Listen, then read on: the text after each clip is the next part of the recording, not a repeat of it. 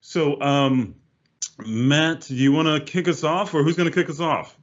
That's me.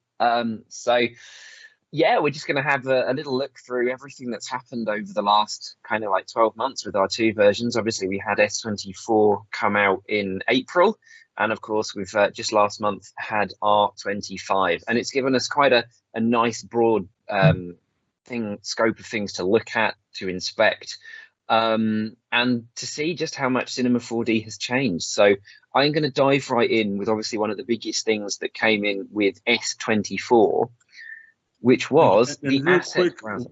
before we dive in, Ooh, folks, if you ooh. guys have questions, just go ahead and Ah, type those in. My team is gonna be grabbing those as well. So I'll be just in the background. My team will be grabbing those. So we'll save those to the end. But just so you know, just go ahead and ask those questions just at Matthias Omotola so I can see it. It'll show up in orange and I'll be able to grab that and add that to the queue. And yeah, back to you, Matt. okay, cool. So yeah, one of the biggest things that we had in Cinema 4D S24 was the creation of the asset browser. No longer do people have to download all 12 gig of the content browsers from their servers and fill up all of their hard drive with all of our cool stuff. I mean, of course you'd want to, but this way you get all of the cool stuff without all of the hard drive problems. So this is an online repository of stuff that allows you to easily look through things inside of our online database that we are going to continually update as well. So people who are on subscription are going to be able to get more stuff as we continue to add and update this. This is going to give you a whole load of stuff. So just looking in S24, here we are. The asset browser lived up here, okay? And you just press that and it brought up this large list of all sorts of really cool things that come free with Cinema 4D. And this includes anything from just Cinema 4D objects that you can use to scenes that are pre-made, which allow you to kind of get into the nitty-gritty of Cinema 4D and kind of go, how did somebody build this scene? So if I just sort of like minimize that, you know, I can look at scenes and I can see what have we got. So scenes via disciplines, architectural visualizations. Let's have a look in there. You know, let's download one of these scenes. You can see it quickly downloads, it thinks about it, grabs it, and then loads the scene for me. And then I can have a look and I can see how this scene was made, how it was built, what we've got in there. And it's a really nice and quick, easy way, of using the asset browsers without having to download a whole load of stuff. Have I managed to kill my Cinema 4D in the first demonstration? Oh no, there we go. Don't break it. I'll try not to. Why is my viewport not updating? There we go. It's just a lot of stuff. And you can see we've got access to these files and it's really useful as well. And if I've got, okay, other stuff that I want to add to it, let's have a look. Let's have a look at objects. Let's find a glass. Let's search for a glass. And what that brings up is everything that has been tagged as glass as well. So not only glass objects, but glass materials, things that have glass on them, like windows.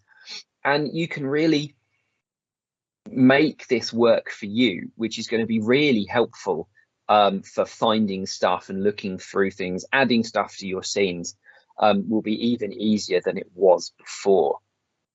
Not only that, but you can also add things to your own databases, making your own ones, adding files, adding scenes, materials, and whatever. So you can make your own database files, stick them here, and have access to them via the asset browser, which I think is just like been amazingly useful just to have a look in and see what I can find, see what things can be useful. Okay, so let's have a quick move on. For anybody that does any of my hands-on with Maxon trainings, you would be aware that I often have a cat visitor, so he's come to help out as he normally does. So let's have a look back at what else is new inside of Cinema 4D. S24 brought us the placement tools. Now, these new placement tools have been something that a lot of Cinema 4D users have wished for quite a while, but also they're just so incredibly useful. You can place single objects on top of stuff. One of the things that's always been a bit tricky inside Cinema 4D or time consuming, or people just want to be lazier with, is simply putting one object on top of another. And so the placement tools allow that to be really easily done. We can also place multiple tools using the scatter pens as well. So the scatter object will allow you to create versions of all sorts of things scattered across objects. And the dynamic placement tool is just super useful in being able to dynamically place. What it does, it converts an object into a dynamic object so that it will hit other objects, so that you can easily rest things at angles or move them around and it won't hit things. And it's just made life so much easier for setting up scenes and placing things. So let's just have a little nose on how to do that. Oh, no, I won't spoil the surprise with S25. Oops. S24. So File, New. So I'll close my asset browser. So one of the things, if we've made a shelf, there you go, you can tell my 3D modeling expertise here, we've made a shelf. And one of the things, I'm just going to close that window in the background. No, I do not wish to save it. And if I've got a new object, say a cube, that's going to go on my scene, on my shelf, one of the hardest things to try and do was to put this on. You'd have to use all of your angles and all of your 4 different views to do it. But with the new placement tools, it's really easy. So just using the place tool, with my cube selected, automatically everything changes. And now wherever I click, it will place this for me. And it doesn't matter what angle I'm on, it will place it so that the edges, the polygons are touching, so that it is definitely sitting on top. You also get these little scale gizmos as well, which is really useful for moving things around and rotating. So you can just simply and quickly and easily place things on top of each other. It's so helpful. So if I was to create a new cube, let's just copy and paste that one. Even though it's inside, if I click over here, there it is, it places it on that. And then if I move onto this one, you can see I can place it on top of the other cube. And I've had to do nothing other than click and hold with the left mouse button and drag from left to right. It just means that finally stacking things, certainly architectural visualization, scene visuals, setups and things like that, anything that used to involve you having to put one thing on top of another is now so much easier, which is just one of the great things that has come in S24. Matt, so if I get this right, anything that you put into the scene now, basically it will act as a collider that it will try and sit on top and not pass through. That's it exactly. So if just because you're in the place tool, just because you're okay. Yeah, so with this placement tool, I'm on a cube and I can now go around every facet of the sphere and I can plonk it on top of that. The moment you let go, of course, it becomes a standard object. So if I move my sphere away, it won't attach itself. So it's not attached to it. It is just being able to use the polygons in place of that sphere to place the cube at the correct angle. Super cool. So needed. Yes, absolutely. Another one of our fun ones, which came with S24, is the scatter pen. So if I give myself a quick plane to create, and then I'm going to create myself a small sphere. I don't want to go crazy. And up here, again, in my placement tools, I have this scatter pen. And I can quickly, whee! The sound effect has to be done as well, otherwise it doesn't work. You get all of the placement of these little spheres all over my scene. And you get a scatter object, which you can edit or make editable and adjust and move in each of them. If I go back to my scatter pen, I've got an awful lot of settings that I can choose. So I can add stuff, I can remove stuff, I can increase and decrease the radius. You can see that now that scatter gives me a lot more information. I can increase and decrease the spacing, so I can get more of them or less of them in this particular area. It's a great way of controlling but randomizing the placement of objects in a path, in a direction that you want them to be, without having to either use the cloner and polygon selections or the cloner and hoping that stuff will disappear and, you know, moving, pushing parts and things like that. You can also scatter multiple objects at the same time as well. And you can see, you know, we've got so much stuff that we can look at, you know, that you can add in, that you can tweak. So the numbers that will or will not appear per stroke, the splat spacing of how far away these things actually get together. Turn off using splats and it will just use the points instead. It's such a useful placement tool that you kind of think, how did we get along without it for so long? Any questions? Anything?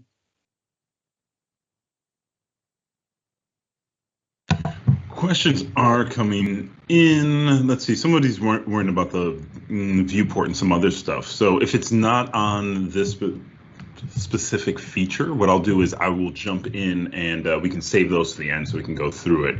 But as they come in for the features, I'll definitely chime in and let you know. Perfect. Okay, cool. So let's have a look at the last of the placement tools then, which is the dynamic place. Now this one I think is really fun because it dynamically enables all of the objects in your scene whilst you have this tool on, which then allows... Matt, actually, we have a question. I just saw it. Okay. team just put it together. If you could go back to the scene, when you're using the placement tool, can you use it with several objects selected at a time? Or is it a one object at a time for placement? Which one? This one? Yeah. That's a good question. So if I have these two selected and I'm on my placement tool, I don't think... Oh, actually, let's try. You can, but it doesn't understand where the group lies. So it's as it's grouping the two objects because they're together, it's moving them as though the base of the object is the bottom. Okay. Is the average between the two.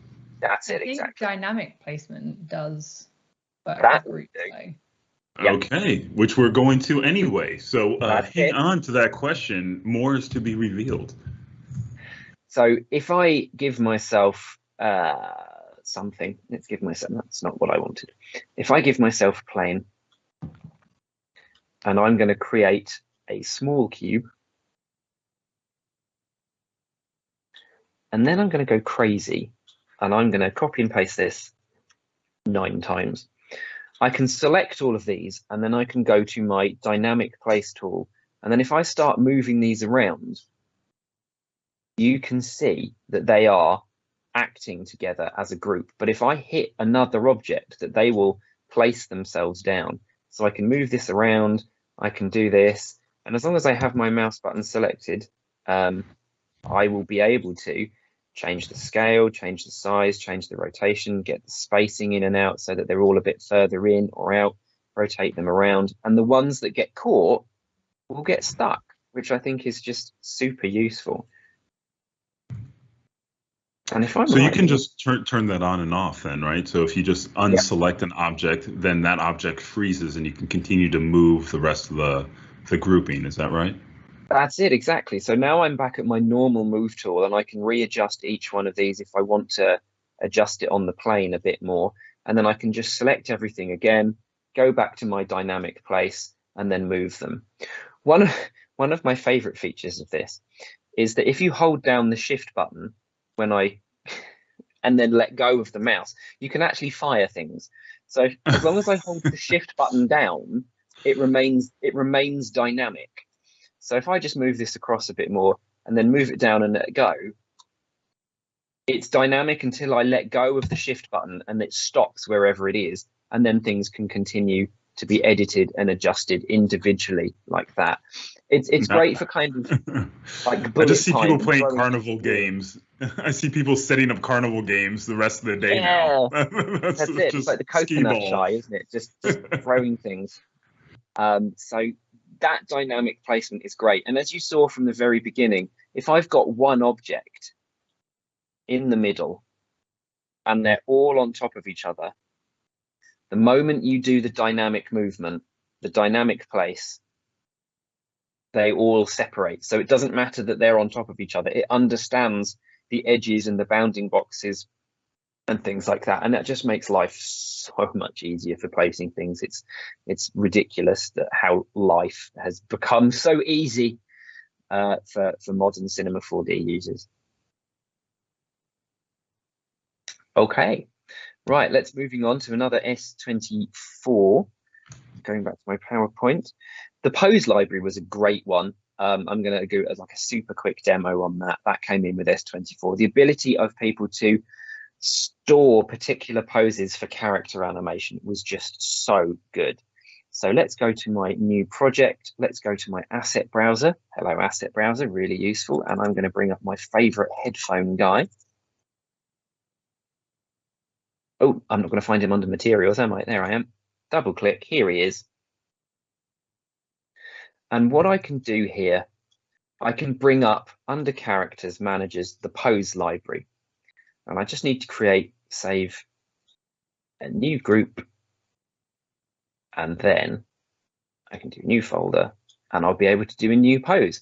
So this pose allows me to press plus and it will record all the positions of things that I have selected. So if I was to select all of these controllers and click new pose, it's recorded all of them.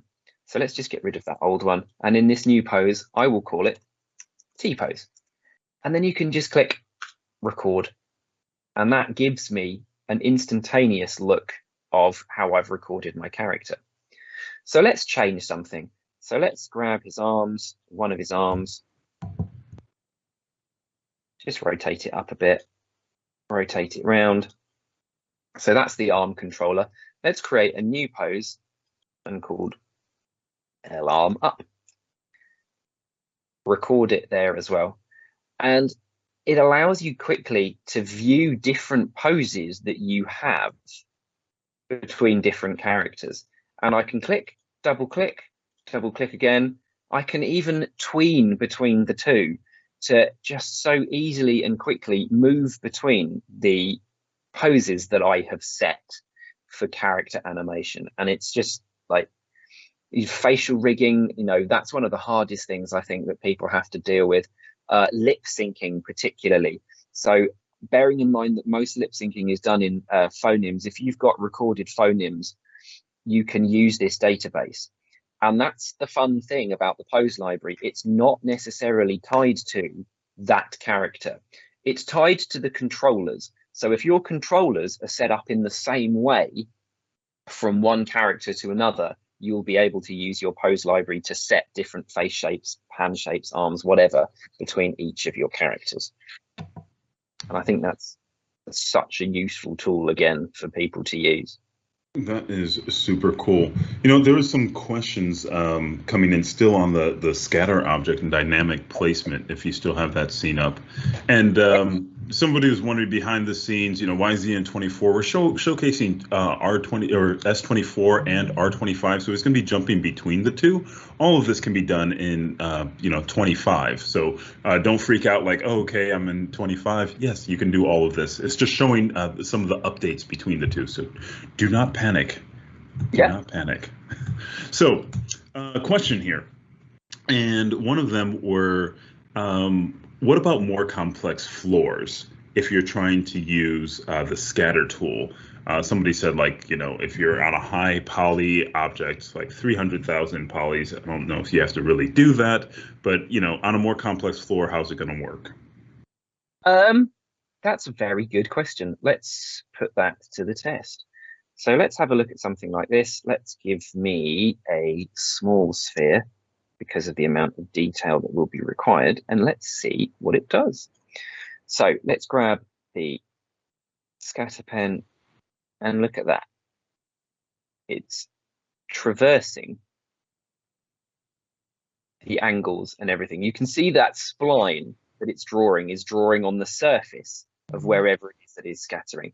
So it is allowing you to take into account the dips and the troughs, the peaks and the, you know, all of the things that make this more interesting, that to make it a more realistic landscape, and scattering those still on there. And I'm still getting the ability of changing that. Obviously, some of this might go a bit more interesting when it's trying to work out exactly which angle it's supposed to be on. I've got my floaty one up there. Oh no, just hide him. I'll hide all of them.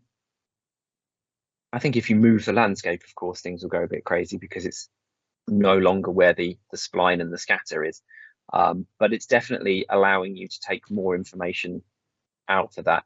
Whether or not your landscape is 300,000 polygons or not, I don't particularly want to put to the test to see how it'll do. Yeah. So you could crank it. You can crank it on your own machines, but yeah, it's so basically it's just following the normal direction of each of the polygons. Yeah, that's it. It's just following it straight across, working its best sort of line to ensure that it works across the surface that it has been scattered to. And then you can always just change the density and work it from there. So yeah, so the tool should work. It's just how much do you want to crank it up, like everything. It's like, oh, this is great. Let's crank it through the roof. Well, it's probably going to chug a little bit. So yeah, but that's great, because that always used to be a several part process. Yeah, the fact that I'm, expanding these out, we still actually haven't got any clipping underneath, and that's doing incredibly well to put stuff on a surface, despite the fact that it is no longer just on the line, it is well outside the line. Those spheres are still surface stuck. Nice. Someone was wondering about using dynamic placement with high resolution objects. Do you know, is that an issue at all, or does it pretty much just create a bounding box for that object and collision, like is it a proxy, or is it really trying to get super detailed like it is here on the face of the normal of the polygon? Yeah. You can visualize the colliders. So if I do that, you can see where the collider is. If I was to create a more complex figure, you can see what this has done. This is currently considering the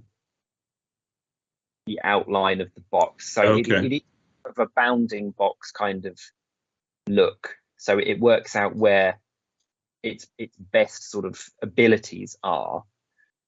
And you can increase and decrease its accuracy as well. And of course you will, with super complex, 300,000 polygon models again, we might get some issues. But more often than not, I'm not on the dynamic place tool, that'd help. It's enabling a difference of position and rotation with not much problem. Oh, nice. Very cool.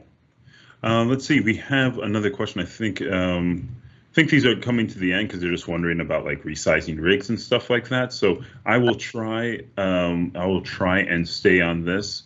I will try and stay on topic. I guess one of the questions is, because you just did the pose library as well, somebody was wondering, how is the pose library saved? Is it within the project file, or is it saved as an external library database? It is saved as an external library that isn't related to the project, but it is related, I think, to the preferences of the computer, if I am right. So I think you can, I'm not quite sure exactly where it is. I think it might be in the preferences of the particular user. User prefs? Yeah, I'd guess. Well, we can have someone in the team can dive into that, and we can keep going. But yeah, if somebody wants to check that out and let me know, and we'll share it with the rest of the fam here. Cool, thank you very much. So another one of the fun things when it comes to characters, although this is kind of character related, is the new car rig that was brought inside of Cinema 4D S24, and this thing is just ridiculously easy. I can't demo it too much because otherwise I'll be here forever. I will show you just how easy it is to build. So as before, and this is one I'm super excited about because I was looking at plugins for this. Somebody showed me a plugin. Chris Pretty, who presented with us before, he did a whole Halo car. And I was like, oh, wow, that's cool. Oh, that's a super cool plugin. I was like, why don't we have that? And now we have that. I can't wait. Yeah, that's exactly it. So under our characters, it's because it's a rig, it is under our characters. And what we do is there is a car rig. And just very quickly, you create a master and you control the size of the car and the main. And I'm just going to quickly create some doors, the hood, and the trunk. And just super fast, that's the rig. That's it. And you can then go into adjustment mode. And obviously it's a little bit more interesting when you're trying to figure out what I'm looking at here, which is, of course, okay, where is the center? Where is the wheel? Where is what? And you can see each one has a useful overlay that shows you what it is, and you can adjust the center of the wheel, the radius, the outside of it, the general width of the car, the middle of the axles, you know, where it is, where it starts, front tilting, just like where it's going to move and where it's going to move around. Bind it to your rig, which is a simple drag and drop thing, and put it in. Like I say, to actually rig a car is going to take most of the rest of this time, so I haven't got time to completely show exactly how it works, but it is a phenomenal example of real easy use that's going to make people's life much easier, because one of the hardest things is trying to rig a dynamic car, is a car that is going to turn when the wheels turn, where it's going to fit itself onto the ground, you know, where there's going to be tilt and axes, and all of that stuff comes with this rig, which is just so easy. And so, quick question on Matt, do you need to have like everything just as its separate objects? Is that all you need? Is like your wheels are separate? Is it the hierarchy? So when someone's setting up one of these, how would they need their mesh prepped? Yeah, it's all of the separate individual elements. So if you've got, I mean, I think we've got openable doors and things like that on here. I thought we did somewhere. You know, you've got chassis vibrations, alignments and things. So the more stuff that you have separate, you can drag and drop, and then it will just understand which bits work with which parts of the rig based on the placement that they are at. Okay, so each object you're connecting to, say, left wheel, right wheel, chassis, all that. Okay, awesome. Yeah, it's going to make life a lot easier for people who have to do anything with cars. There's been some similar stuff out there before, like you say, but having this natively in cinema is going to make life so much easier. It's a huge deal. Everybody make a car. That's your homework, folks.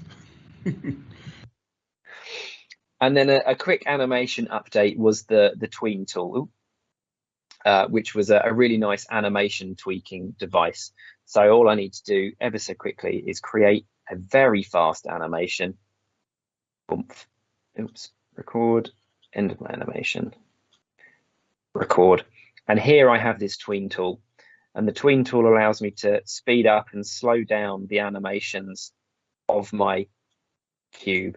So I can do that, and then I can tweak it, and I can go, right, okay, this is how fast things are going to move, and easily expand things backwards and forwards and just change the spacing. It's a nice quick interpolation device without having to necessarily adjust, you know, the actual interpolations inside of the timeline itself.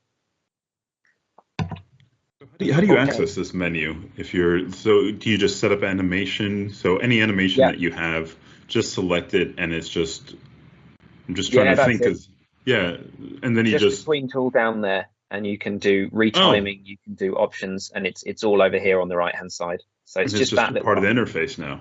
Yep. Boom, there you go, folks. The tween tool. See, I'm learning something new. Or Shift C. So, let's move on to 25 then. So of course, one of the biggest things that we had with 25 is the brand new interface, new colors, icons, layouts, content, you know, so everything has been redesigned from the ground up. You know, we've got a brand new look and a brand new feel to this. Icons are all smaller, you know, they're designed to be clearer. Layouts have been rejigged that we think is going to be more user friendly from beginning to end, less clicks, less distance. You know, one of the biggest travel times I think we had was dragging a material to the object manager. Now we've finally moved it next to each other. With the invention of hot corners, I think it's so useful for me, particularly. Bringing up the timeline was just something that's so much easier to do. Virtual sliders and the documents layout. So let's just have a quick dive into the R25 layout. And here you can see we've got a lot of differences. You know, we've got our different documents up here. I can always create something, and I can create new documents and new documents tabs to allow people to realize that they might have more than one project open. Otherwise, before it was quite hidden between windows, but this makes this really visual. You know, we've got a completely new icon placement. So we've got dynamic palettes here on the left. So depending on whether or not you are on model mode, polygon, edge, or point, the tab on the left, the palette, sorry, on the left will change and allow you to update and tweak between things, which is really useful for accessing tools or not having irrelevant tools here all the time. We've moved the stuff, as it were, all of the useful Cinema 4D creations here over onto the right-hand side in a vertical menu rather than taking stuff up the top, because this is where we now have access to the different modes, our snapping tools, our soloings and things like that, as well as our renders, which are still in the same place. Now, one of the biggest things that came in with S24, as I said, was the asset browser. The asset browser icon has moved over here. And this was the first thing that in Cinema 4D where we ever actually just had a pop-up window. We've expanded that now, and we now have the 4 hot corners. So we have the asset browser. We also have in the top right, the material manager. It's now no longer on the bottom, and no longer do I have to travel the entire length of my screen to drag a material to an object. It's just there. That's so useful.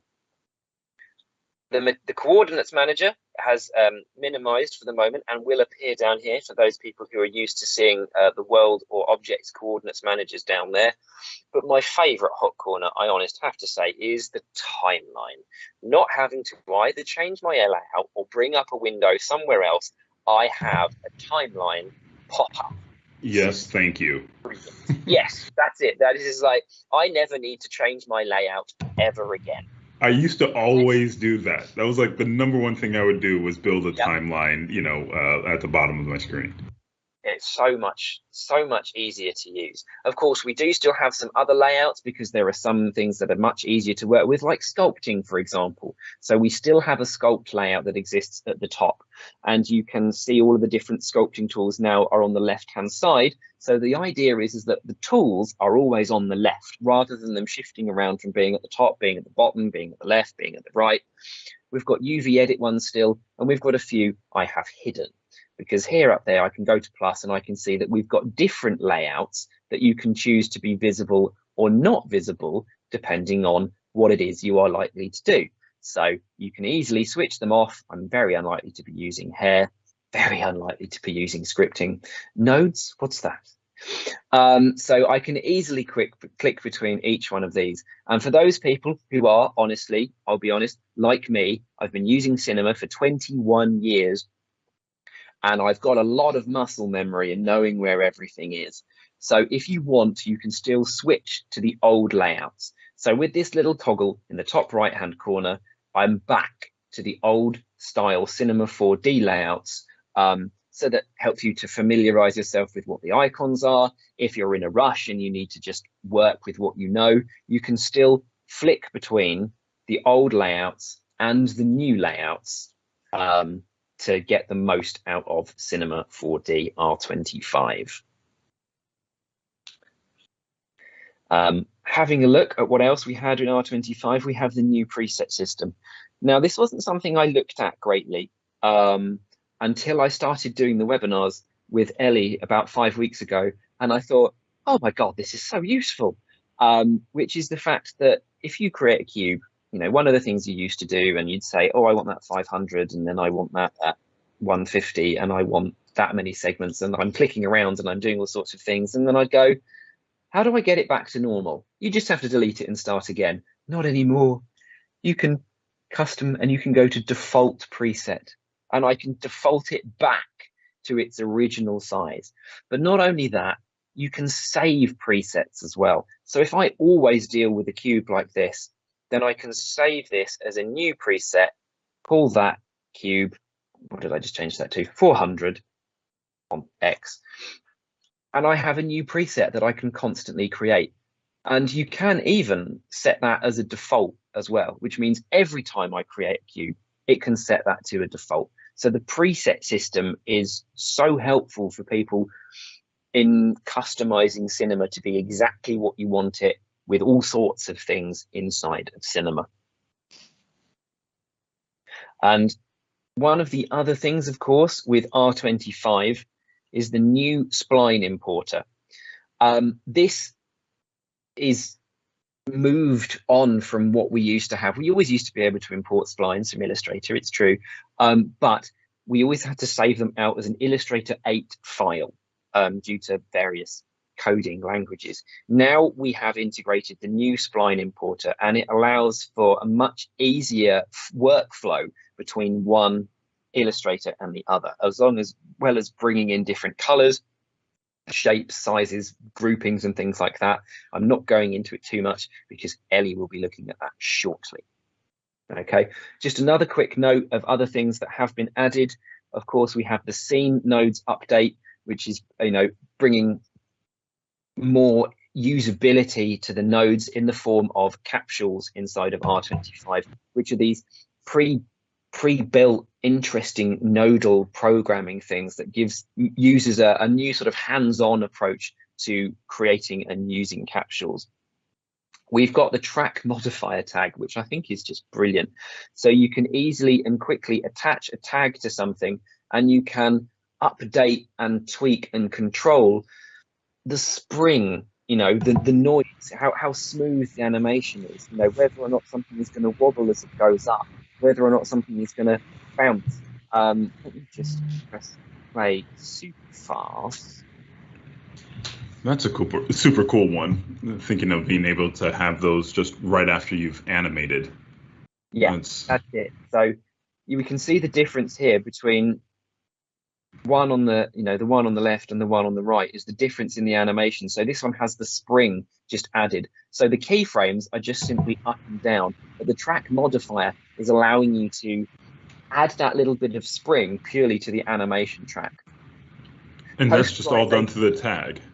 That's it, all done through the tag, nothing else.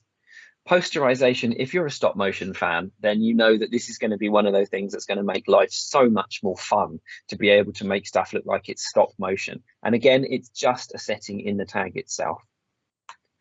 Noise, if you're interested in giving a little bit of wobble and variance to what you're doing, then that's a really nice addition. And just smoothing, although I suppose that's a little bit the wrong way around, I suspect. You've got moving around. I think, yes, that one's supposed to be smooth. No, is that my machine? Anyway, you've got all of that inside of the tag. And just quickly, all you do, like I say, create yourself a sphere, animate your sphere moving,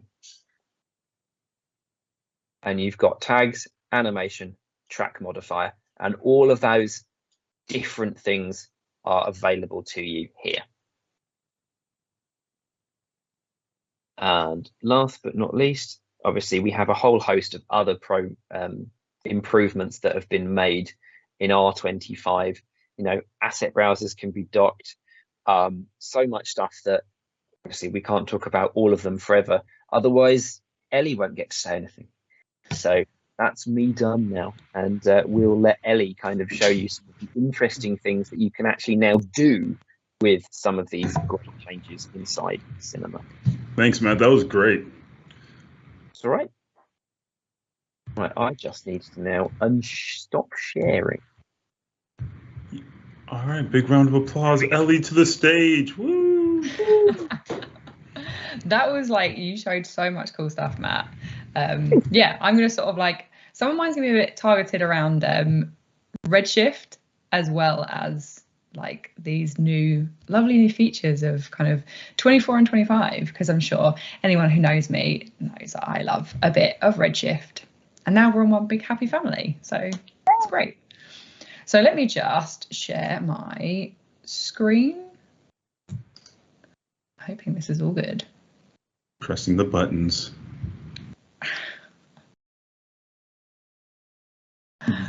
Yay. I hope so. It's working. You just need to minimize us. Yeah. Yay. Yeah, we all good? We are good. Lovely. Cool. Let me just find somewhere to put this little guy. Right, cool. So, hey everyone, how's it going? So yeah, I'm going to show a couple of different kind of tricks and techniques mixed with these, some of the new features in 24 and 25, and with a small little focus on Redshift. So as Matt was saying, you know, we have this brand new Spline importer, and if you know me, it's probably, you know, one of my favorite features that's come in 25. So, you know, keeping it Maxon based, I've got my Illustrator file here, which is our lovely new Maxon logo. And so I've just saved this normally as kind of Illustrator, I think 2020. So no more Illustrator 8, as Matt was saying. We don't have to worry about that anymore. And all I have to do is drag and drop my AI file into Cinema 4D 25. And so we now have this Adobe Illustrator import. And it's got a couple of extra settings compared to what it used to have kind of prior to 25. And the main one is this create vector object, which I'm going to have enabled. If I press OK, we can see we have our lovely logo, which was our Illustrator file, in as geometry straight away inside of Cinema 4D, thanks to our vector import.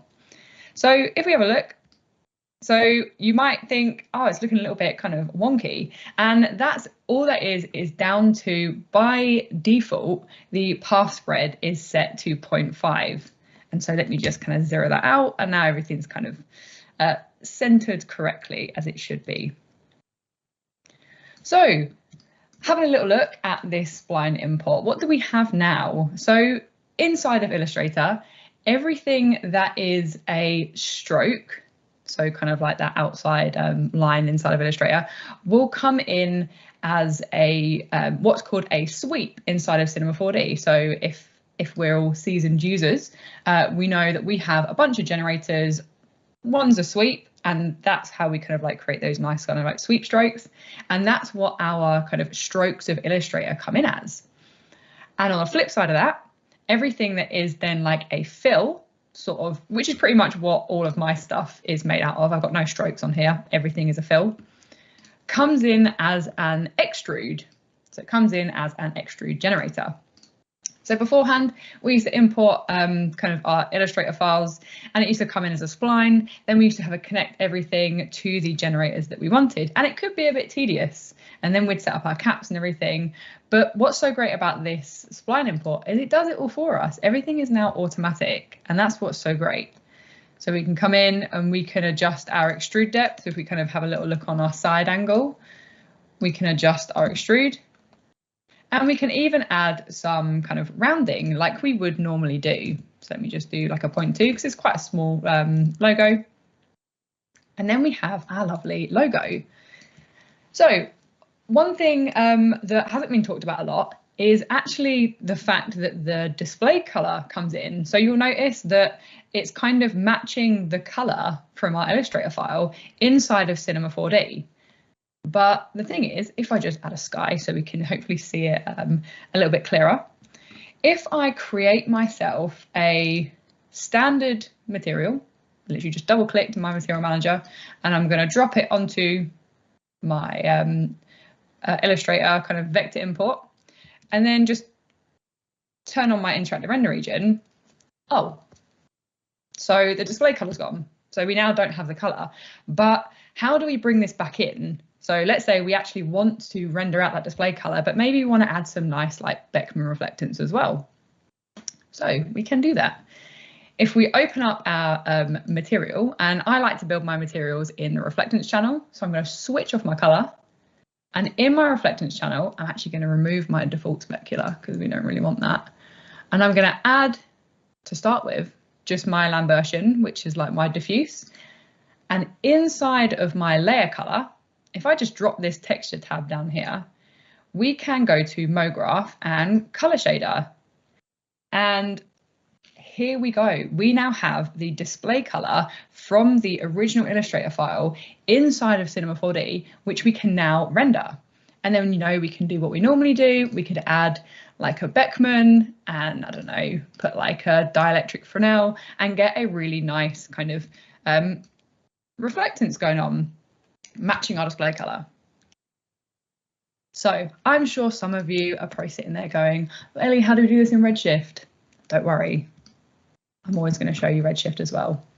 So let me just take that off of there, and then we're going to replace my sky with a dome light. And then what we're going to do, we're going to create Redshift new material, and that material we're going to drop on our same Illustrator file. So for the sakes of this, I'm just going to start my IPR just so we can kind of see it in real time. So, you know, again, we've lost our display color. We've only got this kind of standard Redshift material gray coming through. So how do we get that display color back, just like we did inside of standard Cinema 4D? So if we double click our Redshift material, we get our shader graph. And all we have to do, if people work in Redshift and work a lot with MoGraph, if you do a lot of like MoGraph color, you've probably used this node before. And it's literally just the color user data node. And so this is the node you'd use for MoGraph color, but we can also use it to bring out the display color of our Illustrator file. So all we're going to do, we're going to plug this color user data node into our diffuse, because we want to be controlling our color. And everything's going to go black because the default is black. But inside of my color user data node, we have this attribute name. And if I drop this down, we can go to objects, display color, and then we have the original display color inside of Redshift as well. And it can all be rendered out. So that was something that I thought was kind of a really cool thing to show when it comes to the Spline kind of importer. It's not just necessarily about looking at turning it into geometry. It's also about kind of taking control of that color data as well. That's an amazing workflow directly from Illustrator right into Redshift. You know, it's like several parts removed, and it's like, wow, okay, you can just set it up with one node and you get that straight port over. So if you update then basically that color, then it's just going to change in Redshift and you don't have to keep going back and forth. Yeah, so I could come into my Illustrator file and then we could change this to, let's go to like a green, and we go file and we go save. And then back into Cinema 4D, if we go into here, we just need to update or kind of like refresh this file. And so if I refresh that, and this is going to be the true test, it then updates straight away. Like magic. Like magic. The environmentally friendly Maxon. Eco-sister company. Yeah, and of course, you know, the Redshift viewport rendering that you've added as well is, of course, one of the later advances in the Redshift integration into Cinema 4D as well. You used to have to load up the viewport, the IPR, the VIPR, or the render view, but now, you know, we've got that nice little Redshift menu just sitting there, feeling more at home inside of Cinema 4D's viewport. Yeah, for sure.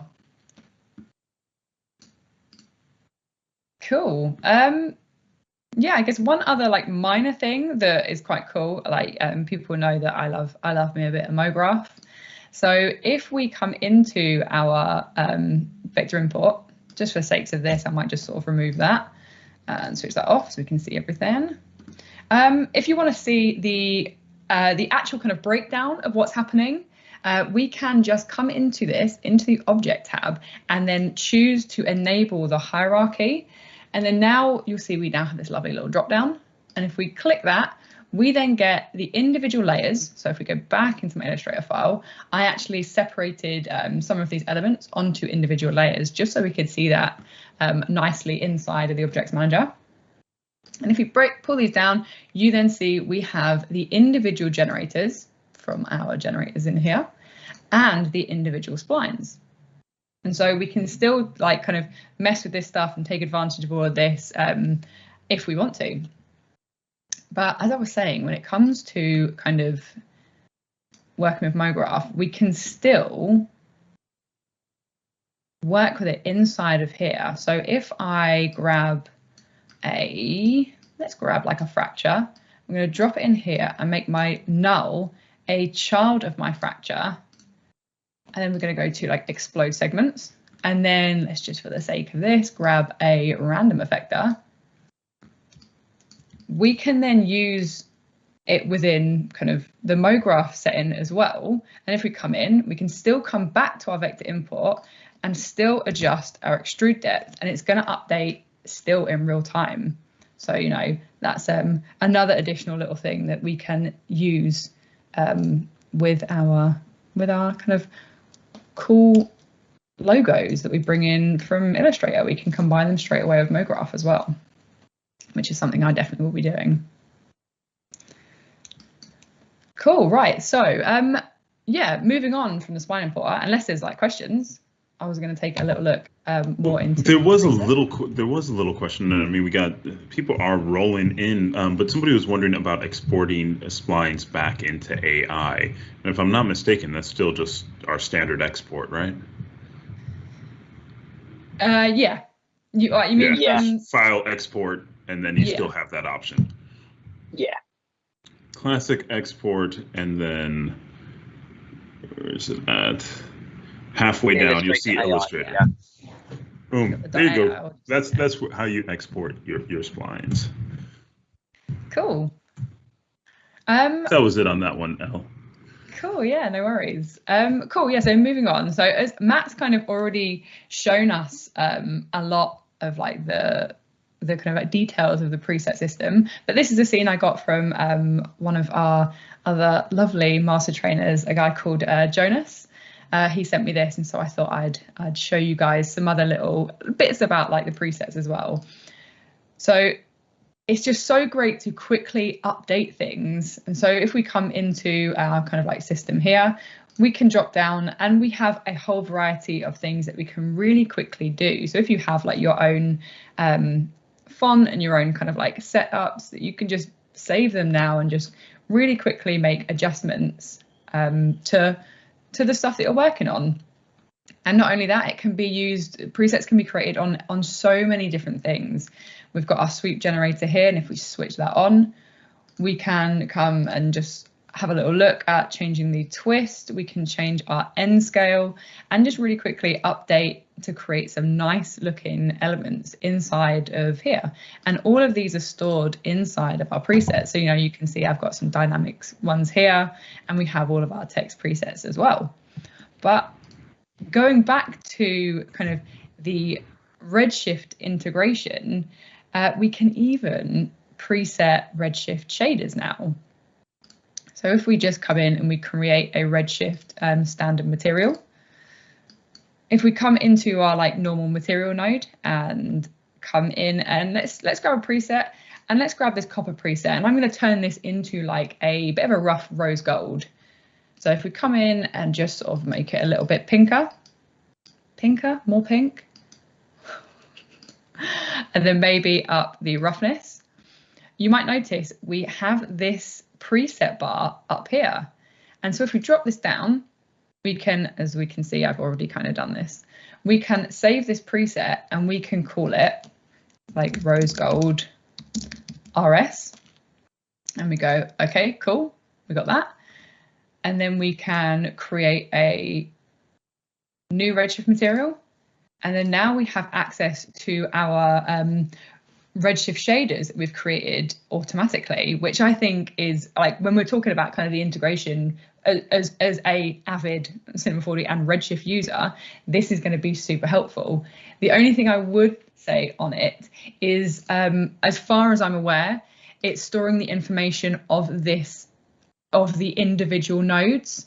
So if you have an entire, I did kind of test this earlier with like a massive node set up, and I tried to save it as a whole, and it didn't like it. So I think it's more kind of based on the individual nodes as opposed to like if you had some big setup. Just to bear in mind. But yeah, presets is literally, it's what I'm calling the feature that we didn't realize we needed, but now I can't live without. that's kind of how I refer to it. It's super cool. I mean, just seeing what you did with the twist on the sweep. I just think of how many times that I need like vines, or I'm looking to have anything like that. That's just like, oh, I can make those, and that's just in my library of presets. Yeah, and they're just kind of stored straight in there now. It's just, I know.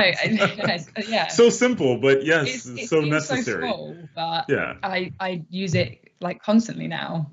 Everything is like, oh, I'll set a preset. Awesome. Yeah, definitely cool.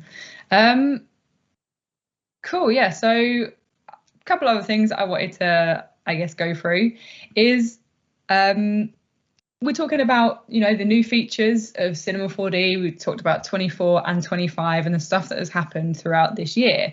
One big thing to mention is the big Redshift release that happened early this year with the brand new UI. And so that was, I think, around April.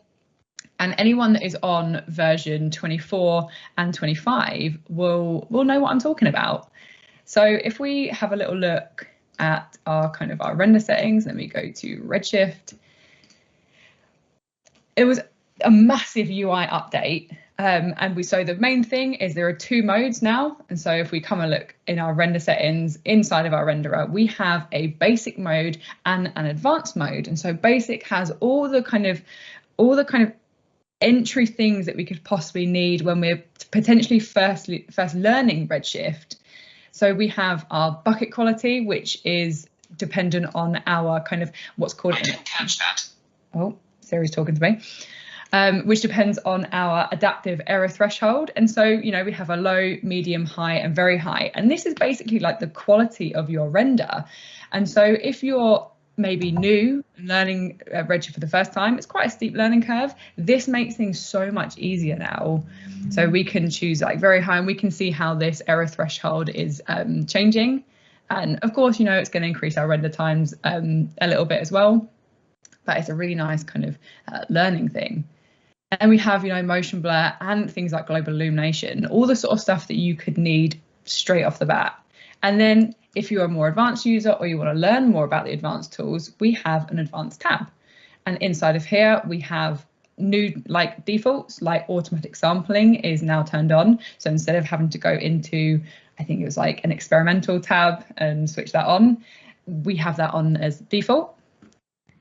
And then things like global illumination is on by default as well. And so you can always come into here, and they've even updated the naming of things. And so it's definitely a lot more like what I would call artist and user friendly.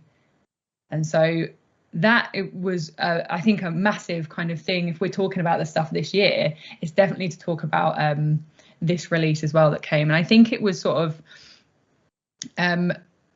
I think the minimum for this UI is, as I said, got to be on 24 or 25, and it's like 3.044 gets you this nice, lovely new user interface. And as Matt was saying, we have a lot more integration. Like Redshift is now inside of here. If you go down to your create or go up to your create menu, we have Redshift now included in all of the standard settings. So we have our Cinema 4D cameras, now we have our Redshift ones. In our lights, we've got our standard Cinema 4D lights, and we have our Redshift ones. And so everything is really coming together nicely.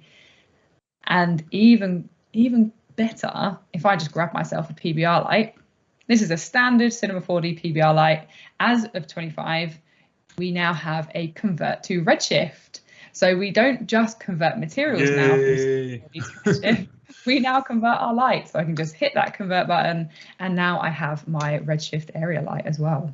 So if you're looking at converting scenes over, I know I can appreciate that it can be a little bit tedious sometimes, but hopefully this makes things at least a little bit easier. That is super helpful. And I would say that just the render menu itself, it reminds me of when physical first got into cinema, and it was like, oh, okay, there's a little bit more here, but I think it's definitely more approachable for people who haven't really worked with Redshift before.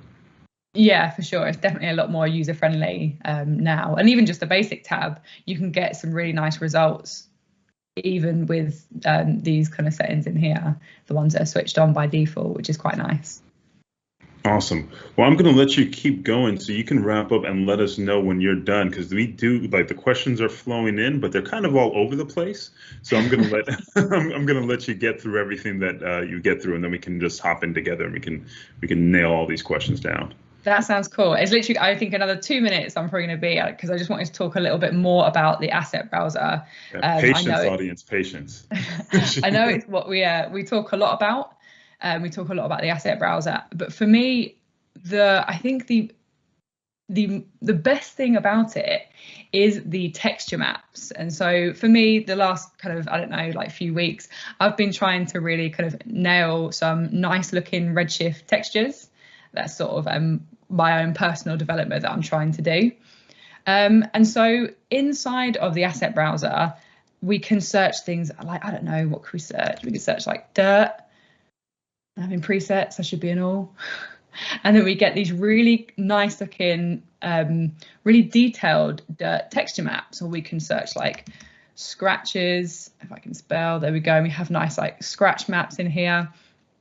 And so it's not just about the fact that we now have presets, or the fact that we have nodes in here, the fact we have really like amazing kind of 3D objects, but we also have a whole bunch of texture maps, which for me personally have really allowed me to explore a lot more when it comes to texturing.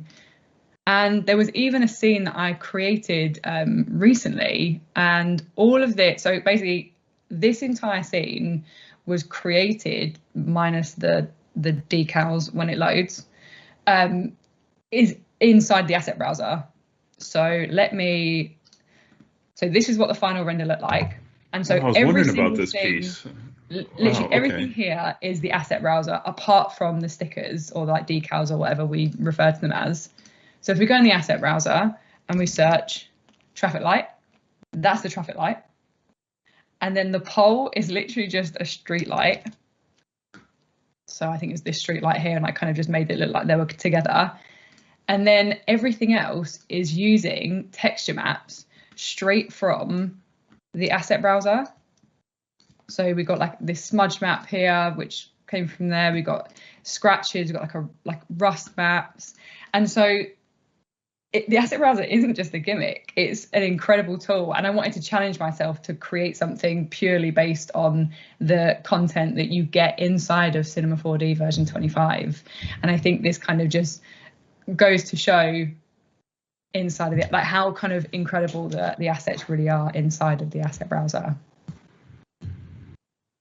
Yeah, I saw that piece. I think you posted it. I was like, oh, that's a really cool piece. I wonder what you did. And knowing that that was all content browser, building out, and then you just grab some graffiti decals and ship it. It's ready to go. Yeah, pretty much. Yeah, just a whole bunch of like sticker things. But yeah, the rest of it is just using, like even kind of like these parts here, using Cinema 4D tile shaders. So if I kind of for the glass. Yeah, so for the glass, like again, you know, like I overkill with the smudges and scratches because I can't help it. But then it's just a normal Cinema 4D shader in tiles to get that kind of like the bump effect. And then, yeah, all asset browser, guys. So get on it. Very classy. You know, speaking of asset browser, we actually do have some questions of the asset browser that had come in. So as well as converting. So while we're on it, somebody was wondering, and do you have, is that a wrap on the things you wanted to show, or should I just hold a little bit longer? Yes. So yeah, that was everything. So yeah, we up for some bit of Q&A now. Okay, awesome. So first of all, great job, you two. There's tons of content, and you guys did a great job preparing this to be able to make it digestible. I'm like really blown away with the things that I forgot about, like the tween tool and stuff like that. And each one of these features, different people are super excited about. So I'm glad we were able to cover all that. And thank you so much to take time out of your busy training schedule to come talk to the rest of the nerd family. No, it's our pleasure. You know, we love doing this stuff. Love seeing you. We love kind of like demoing stuff, and love being part of like the lovely community here as well. Yeah, it's awesome. It's awesome to have you all. So we will we'll dive in. So one of the questions is let's see. Can you convert back if you are converted to a Redshift light? Is there a convert to standard? Do you know, that's Or is it a actually a good one-way question. river? I think it might be a one-way street. Let's have a look. I think it's a one-way as well. I think I've been asked that before in tech support, and I was unable to find an answer. So I don't think you can. We've got no filters, I think, that allow you to convert back. No, not that I can see. But All right. Well, I think Rick's on the line. Feature request. Go back. Stop. I've gone too far. I've gone too far. So you convert to nodes. Is that in the materials manager? Have you got materials things that you can convert to nodes as well as Redshift materials? Because I think you can do something like that in there. But what inside of here? You mean? In the materials manager, yeah. If you go to now you're just making up additional questions that weren't even there. That's it, yeah. Convert to nodes. Yeah, so I can convert this to nodes. So you can kind of go that way, but you can't convert to a standard Cinema 4D material. You can only convert to the nodes version. Yeah, I think it was just relating to the lights as well, wasn't it? Which I think, yeah, at the moment is a one-way street. Like it, Rick chimed in, once there's going Redshift, there's no going back. Well, yeah. Why would you want to go back? No, I'm kidding. Keep going if you gotta keep going. All right, and that's another thing too. If you're looking at setting up your project, a little bit of more project prep would help. You definitely want to determine what renderer you're going to be using ahead of time. You don't want to be halfway, 3/4 of the way to a project and then find out like, oh, I'm going to use Redshift, but I built out all of my materials and everything else. Well, luckily there are some conversions that help, but you want to keep that in mind ahead of time. Just a workflow thing. Sure. Definitely figure it out, and maybe build things out in basic if you're just trying to get a look dev and you're doing just like quick look dev. You're just putting in some lights. You want to see where shadows are hitting and things like that. Sure, that's the case. But when you're going, when it comes down to render time, you don't want to mess around. Don't want to mess around. All right, let's see. So that takes care of that one. Another question about the asset library is somebody's wondering, is there one-click option for exporting my personal assets library from S24 to R25, or do I need to manually update? What you can actually do, Elly, if you go to the asset browser and then go to the create menu, you can import a legacy library right down the bottom. So if you've got your stuff saved already as a .lib file that most people have used for the content browser inside of Cinema, then you can just import this and it will create a new asset browser library for you. Oh, excellent. Okay, so then any of your old assets, you can just go ahead and create that library. So, that's pretty much. I guess that would be a 2-click. You do have to click on opening the menu. Fine. I'm afraid so. Yeah. 1, 2, 3-click job. Oh. Yeah. Sorry, we do not have a 1-click solution. The solution is 3 clicks, but it's right there. That's awesome. Let's see here. Somebody was wondering about presets. Do they carry over version to version, or how are those stored? So if you create those cool sweeps and vines and twists and all that, is that information stored on user data? Can that port over to new versions? What are we looking at? Oh, Matt, do you know? Is it version per version? Well, S25 is currently the only version that does it. I don't think we've come across this bridge yet to cross. However, as my guess is that when you save this as a preset, it's basically saving something in your preferences. I'm assuming, Rick might be able to correct me, that the idea is that we will be able to move that or import that into later versions, and it will bring your presets in as well. Yeah. Or if you one thing to mention as well. So the presets from inside of this scene, were the ones that Jonah set up, and he sent me the .c4d file, and I opened it up in 25, and it had the presets already on it. Oh, so embedded in the file. Yeah, so that was in the file, so I didn't have to create these myself. Thanks, that's super cool. Okay, well, the word is out to Rick. So, Rick, if you're listening, is this something that's just going to move over, or is there going to be anything special that people will need to save, or do you not know and you're just listening to us now for suggestions? Either way, we'll take it. Let's see. More asset browser. We asked about once you go to Redshift, there is no going back. All right, is it possible to use the new asset browser while maintaining my HD layout, avoiding all other assets being imported and duplicated? I don't know if I really understand that question. Does it make sense to you? No, use not at this asset point. browser while maintaining my layout, avoiding all assets being imported and duplicated. Well, if you're going to bring objects into your scene, they're going to be in your scene. So you can do object cleanup, but yeah, I don't know on that one. Please ask that another way if there's because if we didn't read that right, ask that another way. Try and get to it. Somebody is wondering, and this I think now these are coming to the random questions. So if you don't know them, you don't know. But this is the thing. Somebody is wondering about controlling camera animation with WASD. So classic video game controlling. Is that something that you all know of at all? And I'm wondering if that's something you would have to either script out or change hotkeys. To program it. Yeah, you just change your hotkeys. The only thing I could think of that used to sort of do that was the virtual walkthrough, which we no longer have. Okay. But I don't know if you could even control it that way at all. I think I know what you mean. They're basically looking for the Unreal character dude that you can plonk into Unreal and then move around. We don't have that. First-person shooter style. Yeah. All right, so that's not something out of the gate that you're going to be doing, but that seems like a Python-y thing.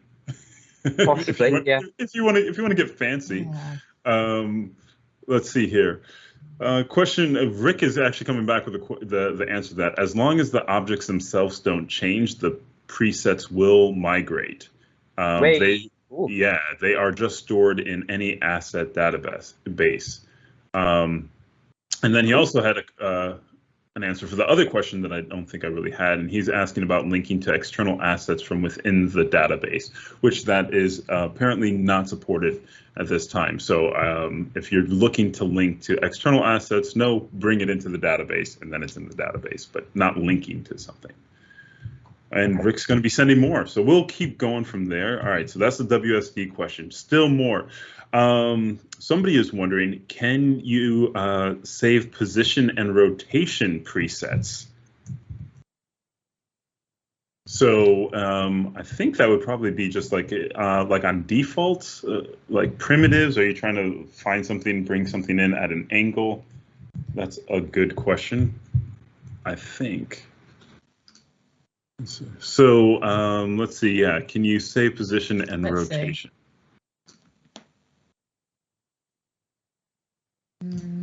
I always want my cube to come in a very funky way. Oh no, it doesn't. Yeah, no. I think so what it's storing is everything in orange. Ones. Yeah, is the information that the preset is able to store. All the orange stuff, yeah. So if you want, you can always save a default scene file as well. So if you're going to create a new C4D and you know you're going to bring in objects and they're going to have, you know, funky locations and things like that, you can do that or set up your scene and then possibly save that scene as an asset in the asset library. And I think then you'd be in a lot better shape, or put it in a null. There's a lot of different ways if you're looking to have that collection. You know, if you're going to have things that are that far off, I would say you want to start building out your own asset library instead of just adjusting, you know, the primitives and things like that. It seems like it would be a headache. But if that's your workflow, I'm not going to judge you. You can create whatever you want. Create what you want. Let me see. Oh, let me see. Rick chimed in Save selected as preset will do it. By default, it will not. Rick is on it today. Listen, audience, you are lucky. You're getting all of us chiming in on these questions, and it's great because you're definitely rolling them out. And Rick, our product manager here, he's one of the hottest commodities when it comes to the showroom floor. If we're ever at an event, there's going to be usually a line up to get Rick. I'm always trying to get him because there's always questions and things like that. So you're lucky. Save selected as preset will do it. Save selected as preset. Can you tell me where? Where is this? Where is this Rick menu? Tell me where it is. How do you access the Rick menu? You have to put it in. I don't need half the information. I need the rest. Right. You need to put it in Cinema 4D Rick mode, and then you can access these things. It's kind of, has anyone got a layout for that? Right click on the attribute itself, according to Rick. Oh, on the coordinates. On the attribute itself. Oh, save selected as preset. So hang on, does that mean I can? Is this going to allow me to break it? Save them all. Do something weird. Cube XZ new. Look at this, folks. We're getting real time.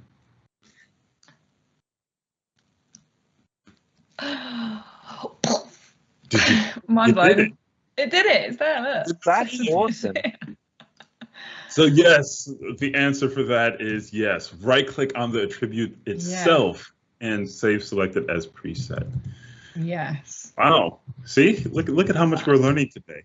And the fun that I don't say that's not a new feature. That's not R25, but you wouldn't know.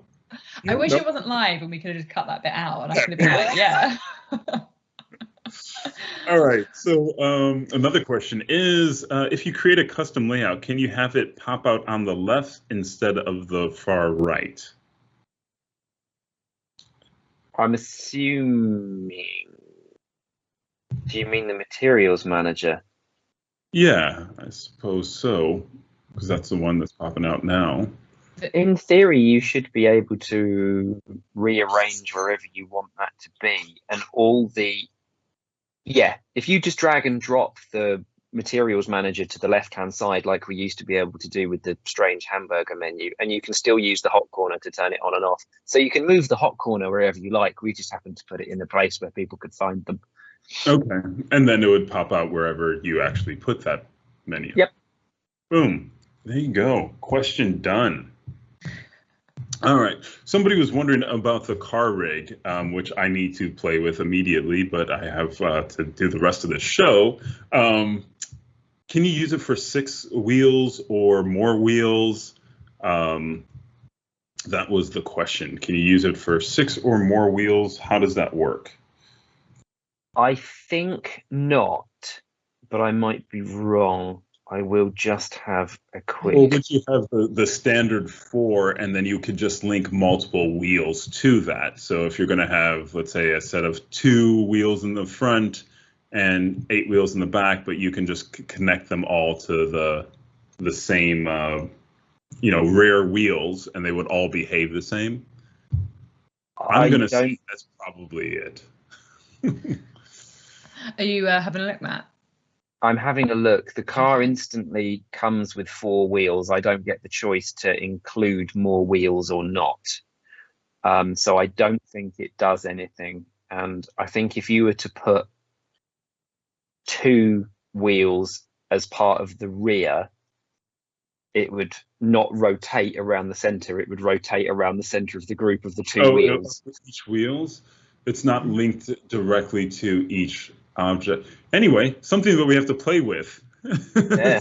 It could be the case, because I think of the character builder. If you put different things in there, then the weight map is distributed between those different objects, or that object, the joint is it's linked. It's linked to that.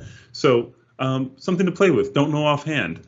But do you know what? There is actually an hours webinar on the car rig on the Maxon Training Team YouTube channel. If you go to the, I don't know if my screen's still sharing, but it's on the, is it? Okay, cool. Shall I do a little, on the Maxon Training Team. A little shameless plug. Hey, nothing wrong with a shameless plug. Don't steal the show. Post-production. I had it up, so I was going to talk about it at one point. Simon will be like high-fiving me through the session. You get Simon credit now. You get extra Simon credit here. So if I come down, visualization, here we go. It's a whole hour, and a half, apparently, on the car rig. In detail, how to set it up on an actual car model from the asset browser. So yeah. Ellie, if you want to click on that and give me that link, I'll toss it in the chat just in case you don't have chat capability. And then you guys can bookmark it and save it for later. So then the whole team you guys can save that for later and we can go from there. And you'll learn more about the car rig and make me car jealous. All right, let's see here. I'm just going to show you guys his face a little bit. Sorry, we're off. Don't look behind the curtain. What are you doing? Right, so don't look at me without my digital makeup. All right. So I'm tossing that in the chat for everyone so you can actually bookmark that and save that if you want to take a look at a deeper dive into the car rig. You got 90 minutes of goodness from the training team there, and just bookmark and subscribe to the training channel too. Far too much good information for you not to have that showing up in your feed. Just wouldn't be right. All right, character questions. So for the character object, when I try and build bones, I don't know if this is specific to S24 or R25. When I try and build bones from a quadruped template, I'm not seeing bones, but only the controllers. So is it just me, or does this happen to others as well?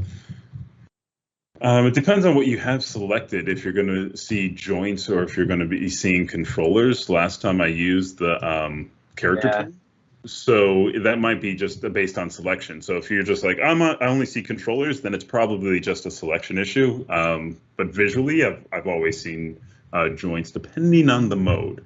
So if not, it might be a known bug that they're working out on that specific one. So, tech just hit me. It's a known bug. So there you go. So that one's a bug. So it's known though. It's not an unknown bug. So that is something that they'll be looking at. Advanced quadruped doesn't show. So yeah, so it's a bug and it's known about. All right, next one. I think there's another character one as well. And I think this is a more general one, and that is, let's see, this character rig. Once a character rig, is it possible to resize the geometry without blowing up the rig? Yes, up the top. So where you're on object mode, model mode at the top at the moment, Ellie. Yeah. So you've got points, edges, and polygons. Are you going to share the screen? Do we want to look at your screen? I was just directing Ellie. Yeah. Oh yeah, you're up. Let's look at your screen. That's it. You just need to go to that mode, and then you'll be able to rescale your object.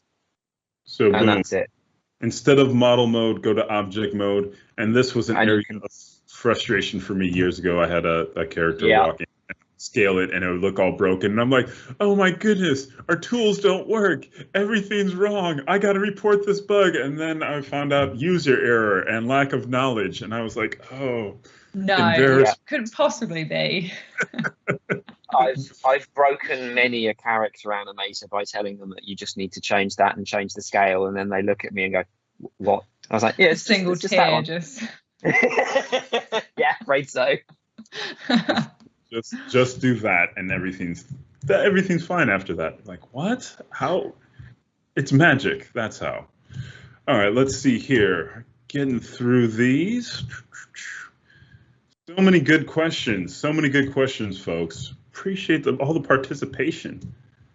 I think it's just because you two are here. They feel comfortable. They feel comforted by the training team. That's what it is. Aww. No, it was. People were excited. Like, oh my goodness, Elly and Matt. You guys are local internet. I was excited too. All right. Somebody was wondering, how do I migrate my objects I had in S24 to the R25 library? And I think you talked about that a little bit earlier. That's the insert. Or if you've got a database, then I think you can export the assets and the versions and save the file, or find where that particular asset database has been created in your preferences, and then just point to it. So if you export it out somewhere useful, and then if you go to edit and then preferences, so if you could do that for me, Elly, that's a bit. So edit and preferences, you've then got the asset browser about halfway down. And if you select that, just under body frame. Goodness me. Yeah. You can add different databases, files and folders and things like that. So if you've got a second database that you want to keep somewhere safe, then you can just point to it and then it will appear in your asset browsers. And there you go. How to do it. Let's see. Let's see. The asset browser. Another question, is the asset browser database a link reference to all files, textures, etc., or are they duplicated in the database? Oh, I guess they're wondering about if files are being bloated on here.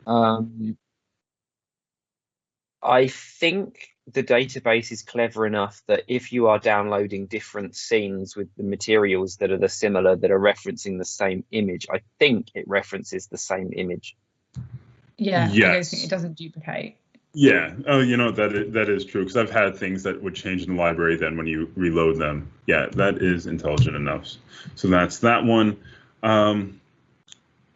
Let's see, how about a capsule that does all the transforms you want?